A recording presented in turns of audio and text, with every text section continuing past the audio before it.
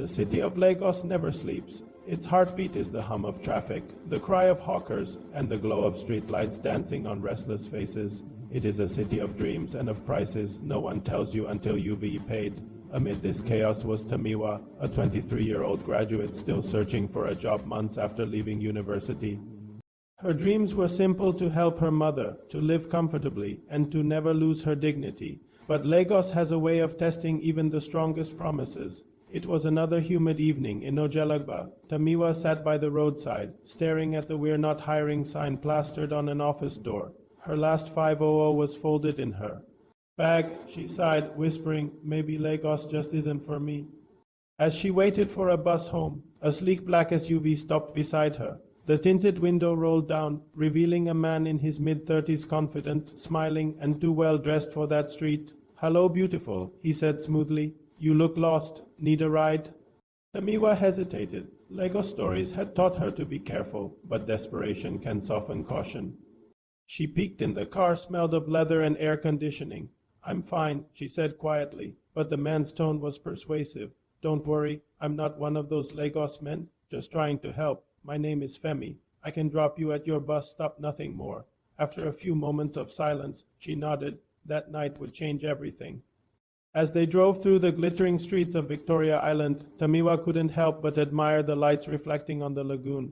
"So this is the Lagos they show on TV," she murmured. Femi smiled. "Welcome to the real Lagos, where everything has a price." He asked about her life, her dreams, her job search. She spoke honestly. He listened kindly. Then, as the conversation grew warmer, he said, "You know, I like your spirit. I could help you, maybe a small business, or rent for a better place." Tamiwa frowned. "Why would you do that for someone you just met?" He smiled. "Because I see potential. You deserve more than this struggle." His tone was calm, but his eyes were calculating. And when he finally said, "Let's have dinner together, my treat," she agreed. At dinner, Femi was charm itself, witty, generous, attentive. Tamiwa found herself laughing freely for the first time in weeks. But when he poured her a second glass of wine, something in her spirit whispered, "Be careful." She ignored it. It was past midnight. When he dropped her at a hotel instead of her street. "Wait, this isn't my bus stop," she said, startled. Femi smiled faintly. "I thought you deserved to rest a bit before heading home. Lagos can be dangerous at night." Tamiwa's chest tightened. "No, thank you, I'll go." But Femi's voice turned soft and heavy. "You know, Tamiwa, nothing is really free in Lagos. Not the dinner, not the promises. You owe me just one night." Her heart pounded. "What?" His smile faded. "You're not a child. You knew what this was." She froze. The car door was locked. The street was quiet. The city that had seemed alive now felt like a trap. Tears welled in her eyes. "Please, I didn't ask for this." Femi leaned closer. "Then why did you get in my car?" Her mind raced. Suddenly, she spotted a patrol van ahead, parked near a corner. Gathering courage, she screamed, "Help!" Femi cursed and unlocked the door. Tamiwa pushed it open and ran barefoot into the night, tears and sweat mixing as she disappeared into the shadows. By dawn, Tamiwa was back in her small room in Mushin, trembling. Her mother found her sitting by the door, still in last night's clothes. "What happened, my daughter?" Tamiwa broke down. Between sobs, she said, "Mama, I just wanted a chance.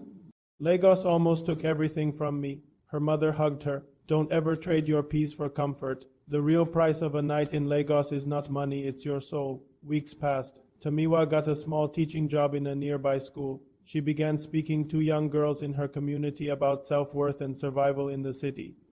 Months later, while narrating her story at a youth seminar, Tamiwa said, "Lagos will offer you quick money, luxury, fake promises, and smooth talkers.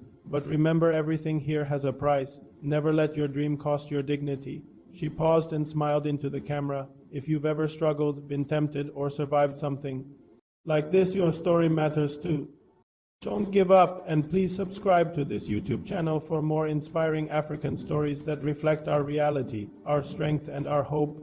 Your support keeps these voices alive. The crowd clapped. Tamiwa looked out at them, no longer the girl who ran from the night, but the woman who learned its price and survived to tell her story.